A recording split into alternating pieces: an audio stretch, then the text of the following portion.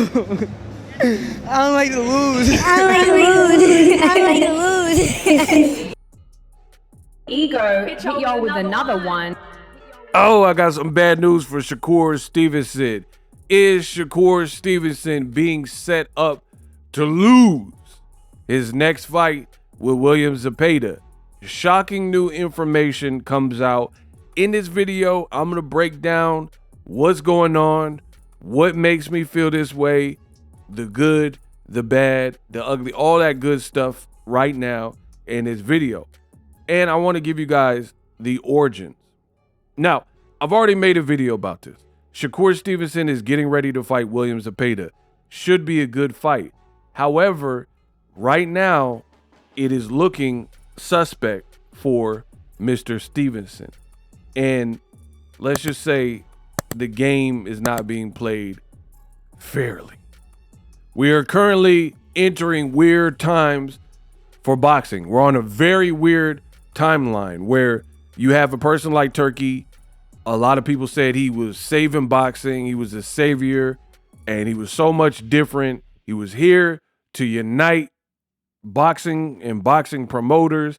But per usual, you see the people in boxing, they have their own vested interests, their own reason for doing what they do, and they want the game played in a certain fashion. Turki is saying, I don't want Tom and Jerry style fights, right? But let me take y'all back. Let me take you back to what started this all and why Shakur might be in trouble. Oscar De La Hoya tweeted, after all the ish talking, Shakur Stevenson pulls out of the William Zepeda fight. This was back in April, and Shakur responded, crying emoji. Is that what they told you? Turki promised me a number, and now he going way back on that number that he promised me. And he's sending, peep this, he is sending his towel boys to run me the info instead of telling me straight up what he trying to do. So you're kind of insulting his manhood. You're insulting his business acumen by saying he's not fulfilling his end of the bargain. Shakur Stevenson says, I don't bow down to nobody, Mr. De La Hoya. Now let's negotiate. Of course, as I mentioned, this was back in April before the fight was actually finalized. And since that point, they've done a press conference and the fight has been confirmed. But make sure you guys subscribe, hit the bell icon so you don't miss a thing.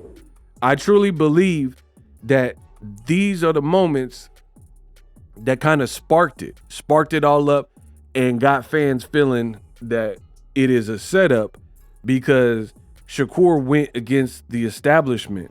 Turki, we know he's putting up all the money and he wants the fights done a certain way.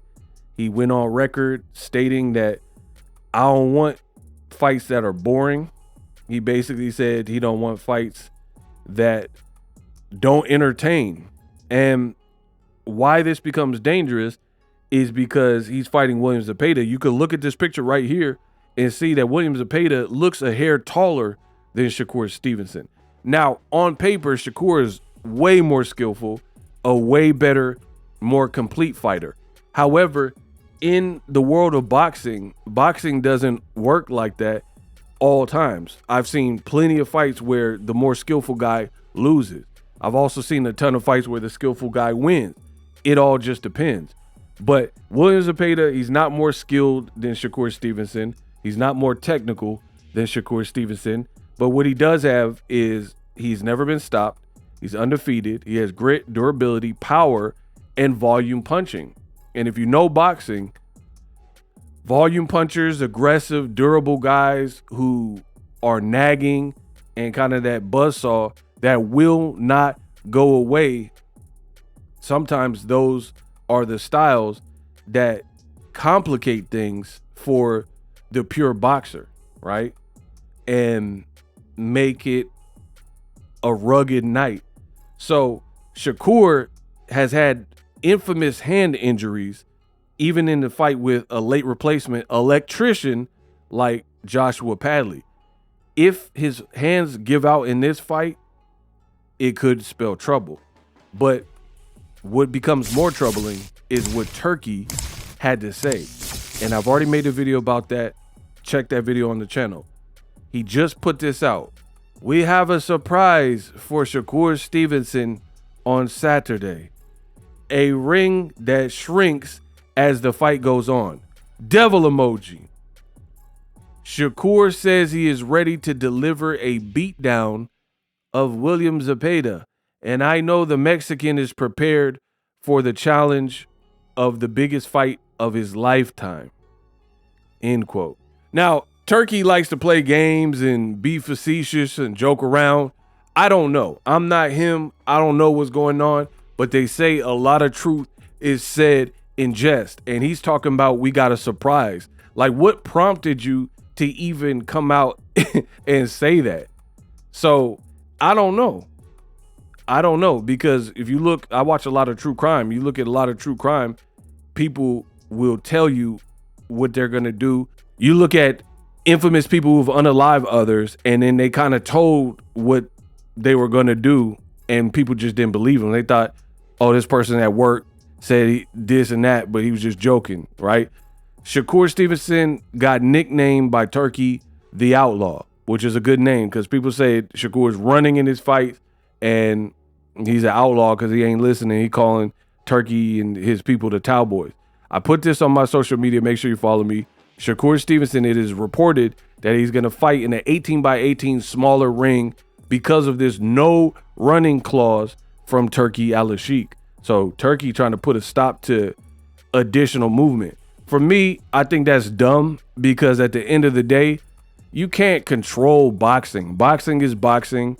Fighters going to fight how they want to fight, and you can't really control that.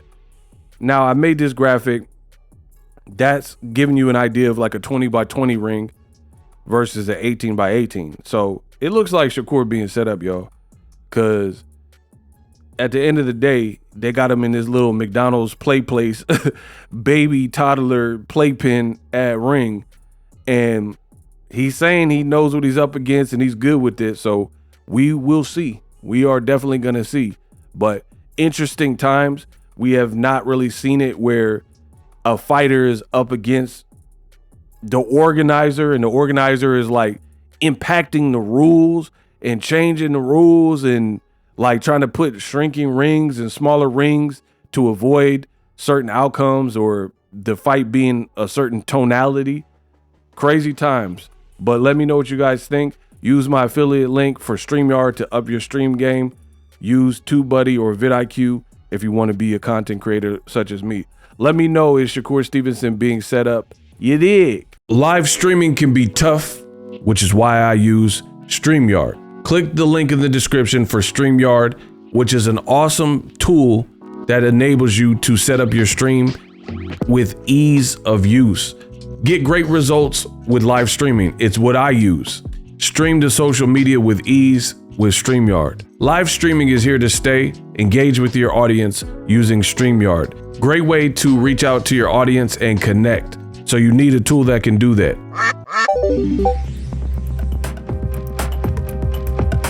If you're new to YouTube and you're struggling to get views, one tool I can provide to you is TubeBuddy. I've been on YouTube over 10 years. I use TubeBuddy daily to crank out videos just like this one that you're watching. Learn how the pros do it with TubeBuddy. YouTube receives a lot of traffic, which also means a lot of creators, a lot of people putting out content. So you need to learn the ropes so you know how to separate yourself, especially if you're new. But even if you're a pro, use TubeBuddy. The link is in the description.